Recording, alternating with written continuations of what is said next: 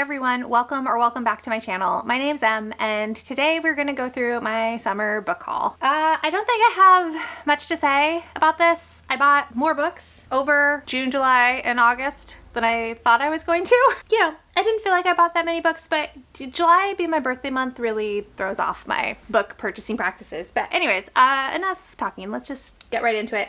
I'm going in order of books brought home from earliest to most recent. This is Puzzle. I just got home from work, which is usually hold me time, and I'm not holding her, so, you know, she has feelings about it. Anyways, we're gonna jump right in. First one up is Leather and Lark by Brynne Weaver. This is book 2 in the Ruinous Love trilogy. I really loved the first book, Butcher and Blackbird. I gave it 5 stars. Sadly, I didn't love Leather and Lark as much as I loved Butcher and Blackbird. There was just such a lovely, like, even though this series is about serial killers and contract killers, there was something really wholesome almost about Butcher and Blackbird that was very delightful and surprising. And this just didn't have that same wholesomeness, which is fine because it's different characters, but I ended up not loving this one as much. This is about Lachlan, who is a contract killer, and Lark, who is a serial killer / musician. And they have a fake relationship for reasons. And it was fine. I actually don't know if I'll hold on to this one. It's kind of on the fence. My husband's currently reading Butcher and Blackbird, so I think I'll save this until he's finished that book to see if he wants to continue, but I might just end up hauling this because I'm trying to I don't have to keep series if I don't like all the books in the series, is what I'm going for. Next up is Dreadful. This is by Caitlin Rozakis. This is from Aardvark Book Club, and this is a delightful farcical fantasy about a dark wizard who wakes up one day with amnesia and doesn't remember who he is, why he's in the nefarious situation that he's in. There's a princess locked in a dungeon and a evil plot in the mix, and he is just scrambling to try to connect the dots about what his past self was in the middle of, and also like starts to think, maybe I don't want to be a dark wizard. I don't actually like this. And I really loved this. It was funny. It was heartfelt. All the characters were really great, and it was such a fun surprise. And I think this was Caitlin Rozakis' debut, so just like so fun. Next up is Mr. Magic by Kirsten White. This is horror.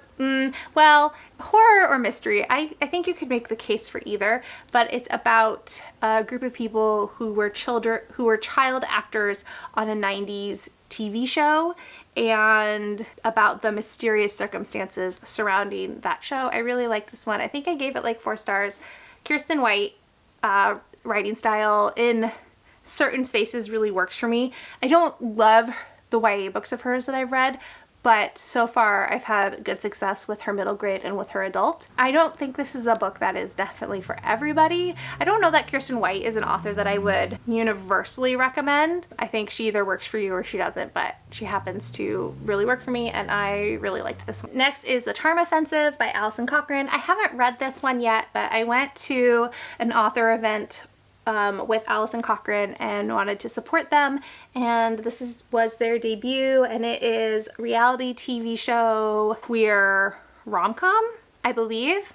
I haven't read any romances set in reality shows, and I'm not a reality TV show watcher, so I'll be interested to see what I think of this. I mean, I did watch The Bachelor and The Bachelorette like back in the early aughts when they were first airing, and I enjoyed them back then, so we'll see if I like this one. One of my in real life best friends like absolutely adores this book, so I have high hopes, but I'm also trying to like pump the brakes on my expectation just in case. I also have A Ruse of Shadows by Sherry Thomas. This is the latest installment in the Lady Sherlock series. If you've been watching any of my vlogs over the summer, then you'll know I've been rereading the series, desperately trying to get to this book. I am over halfway through the book that comes right before this, so I am hoping to read this week that I'm filming this, hopefully, fingers crossed. I don't know what this one is about. I haven't read the synopsis. I don't want to know anything. I just know it's the next book, and I'm so excited to see what is next for all of these characters. But this is a gender swapped Sherlock Holmes story, and I just absolutely love it. It's a great historical mystery. There's a great slow burn romance, and I'm just head over heels in love with every single character. Well, not every single character, with most of the characters in this series. And then I also have Dear Sylvia, Love Jane by Erin Hall. This is a local author in my city, and I actually won this book for doing the summer reading program at my library. And it is a historical sapphic detective story that I'm very excited to read at some point, whatever that is. My next Aardvark book was I Was a Teenage Slasher by Stephen Graham Jones. I just finished this not too long ago, and this is about Tolly and Amber, who are best friends and are 17 in 1989 in La Mesa, Texas, and chronicles Tolly's descent into becoming a slasher. And it's not my favorite Stephen Graham Jones I've ever read, but it's also not the worst Stephen Graham Jones I've ever read. I ended up giving it 4.25 stars. I think Stephen Graham Jones is, again, one of those authors where his writing style is either really going to work for you or it's not going to work for you. And I love his writing style. I love his stream of consciousness and the fragmentation of his sentences. And while this took a little while for me to get into the groove of what was happening, I ended up having a really good time. And I think the ending of this book is really what makes it so good. All right, the next 4 books I got at a library sale. So I think I spent maybe $1 on each of them. But I got The Song of Achilles by Madeline Miller. I have read Circe by Madeline Miller, but I've never read this one. I have no immediate plans to read this one because everyone says it makes you cry and like ugly cry, and I tend to be allergic of books that are gonna make me cry, or allergic to books that are gonna make me cry. So it'll probably be a while before I read this, but I have it for when I'm ready. I also grabbed Shades of Milk and Honey by Mary Robinette Kowal. This is like a historical fantasy Pride and Prejudice type story. I don't know exactly what it's about. Those are kind of the buzzwords that I know. And I've read Mary Robinette Kowal's sci-fi books. I've read her Lady Astronaut series, and I really enjoyed those, so I'm hoping that I really enjoyed this one as well. We also have Alice by Christina Henry. This is horror that is an Alice in Wonderland, and I think it takes place in an asylum, which makes sense if we're gonna do horror with Alice in Wonderland. I don't know where else you would put it.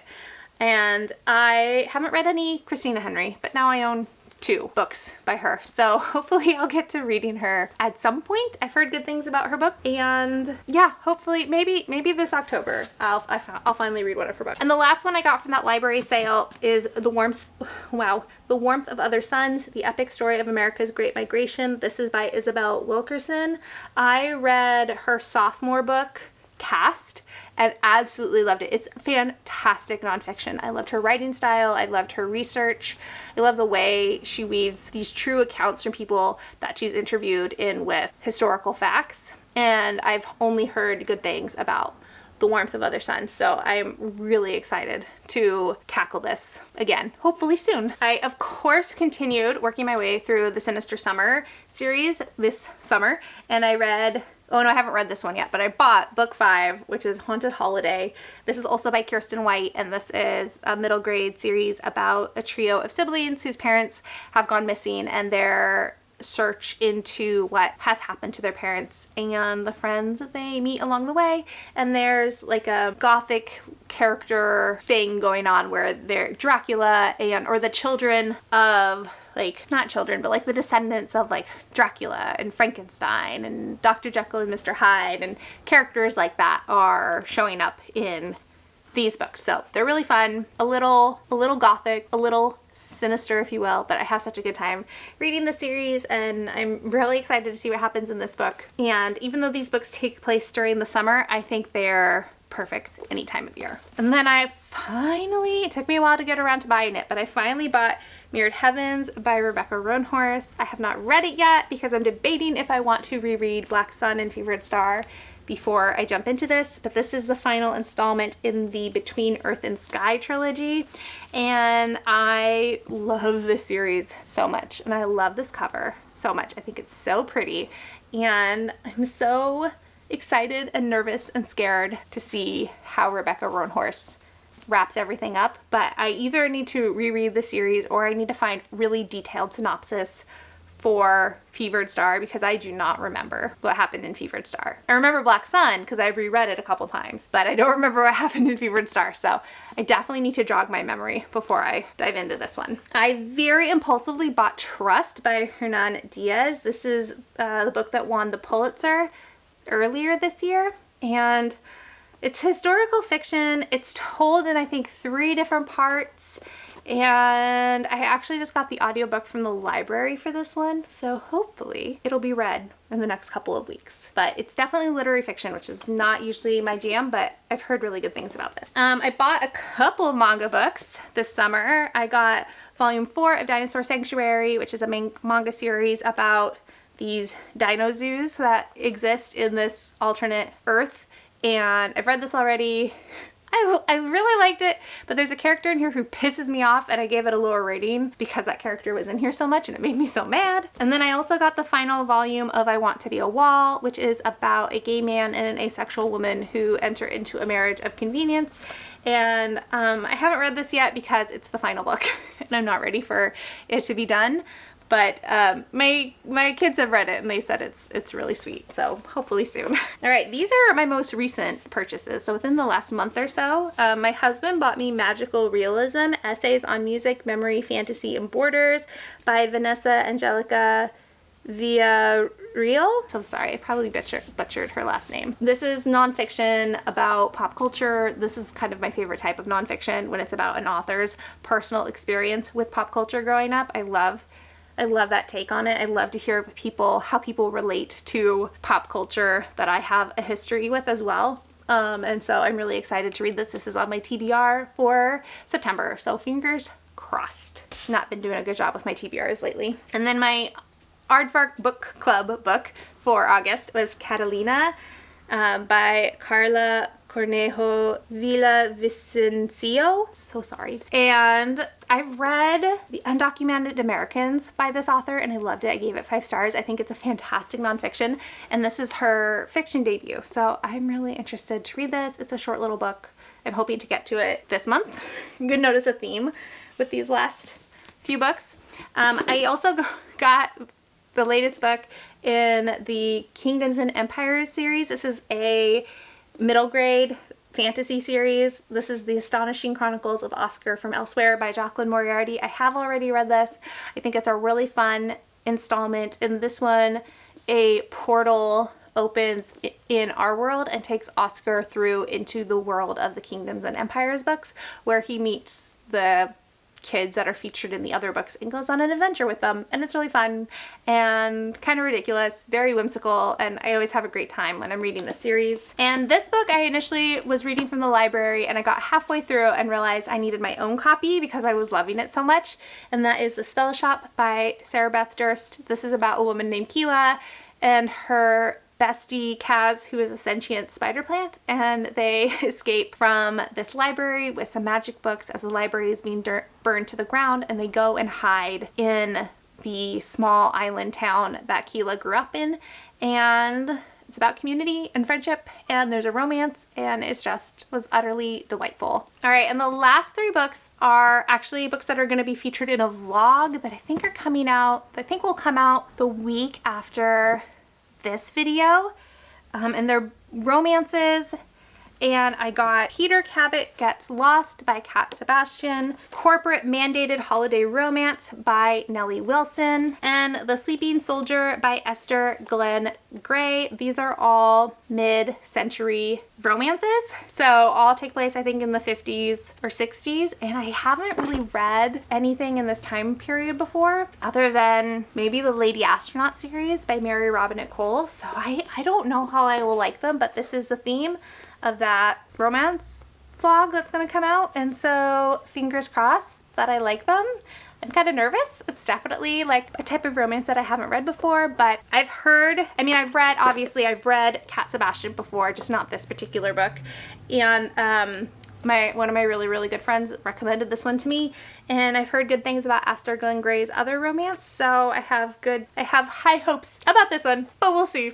Wish me luck for that one. I'm a little nervous. And there we have it. That's all 23 books that I brought home over the summer, and it's a good stack of books. I feel good about it. Like, I feel good. I still feel excited, like holding the ones that I haven't read yet. Like I'm still very excited to read them.